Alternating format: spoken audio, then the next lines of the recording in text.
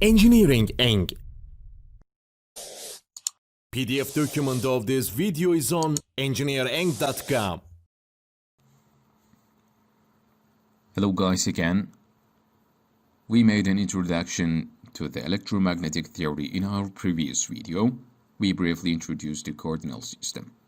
In this video, I will try to enter the cardinal systems.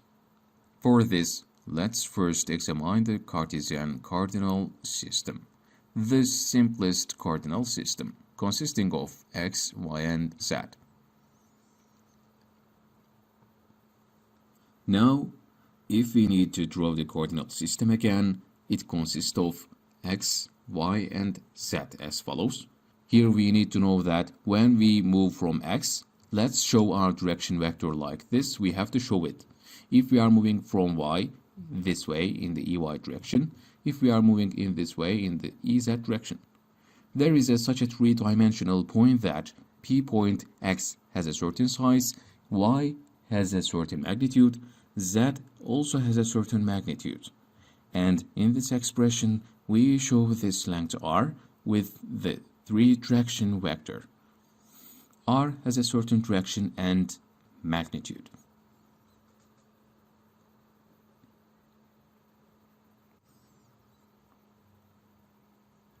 We can write our three-dimensional length as how much is x in 3 dimensions, how much is from y, and how much is from z. So, when I move up to x0 magnitude ex, if I move from y to y0 magnitude and go up z from a point where I intersect the two, I reach point r in the direction of ez. We can say that I got this from y, this one from x. This is the intersection point of the two, and when I get this height from here, I express this point P in terms of R and R in terms of x0, y0, and z0. Now, at this point, there are some necessary lengths for me. For example, DL software. DL software is done as follows. DL is a line on the name. That is, there is only one straight line. Then it is a single direction vector.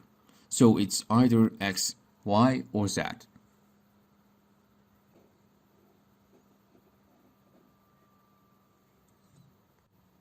Then I say that I write in front of the relevant direction vector, and in the relevant direction I go from there in the direction of x, like I get at dx from there in the same way for EY, dy. So if we say it was for x, if I were to write for dly, it would write this way for dlz. If I would write in the form of ez dz. The second thing I need after dl is ds software. You know, from 2 dimensions, we create a surface, and while creating a surface, I will select and write ds for 2 dimensions. For example, suppose I choose x and y, at which point the normal vector of the direction other than x and y forms on that surface. So what do I mean? Let me draw it like this here. For example, there is a surface in the x direction, this y direction. On this surface I got dx as much as dv. Where these two meet, the third direction vector ez is formed perpendicular to the surface.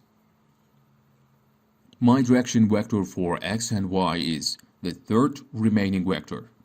Now the sign of this is also important here, so whether it will be upward or downward. To determine this, there's the clockwise issue, as you know. Let's write it here. When we write the direction of EY and EZ from the EX direction as follows, if it goes clockwise, the third direction vector means right to me as plus. If it is going counterclockwise, write our third direction vector as a minus. So what did I mean here? I mean, when you look at it here, which one I wrote first? I wrote x first, I wrote y later. This means go from x to y. When I go from x to y, in which direction I go, it requires me to take place because it is clockwise. Then the sign Ez remains positive like this. Since the elements I create the surface are x and y, I write dx and dy. Let's do another example. ds is the same. Let's do zy. When you look at where I went from z to y, when I look clockwise or counterclockwise, I see that I go counterclockwise from z to y, so I put the minus sign. Then I look at which third direction vector does not exist. I have z, y which does not exist. Then a normal vector is formed in that direction. I write ex. I write the elements here as dz and dy respectively. In this way, we can continue writing this, but if you wish, how do we write the volume, which is the last part? As you know, on the name of volume, there's a three-dimensional combination. So the combination of the three-direction vector gives me the volume. Therefore, I think of it as a scalar magnitude without needing any direction vector here. And I write directly here which three direction vectors do I have, dx, dy, and dz, guys. For the Cartesian coordinate system, we just need to know these for now. Hope to be together again in the next video. Goodbye for now.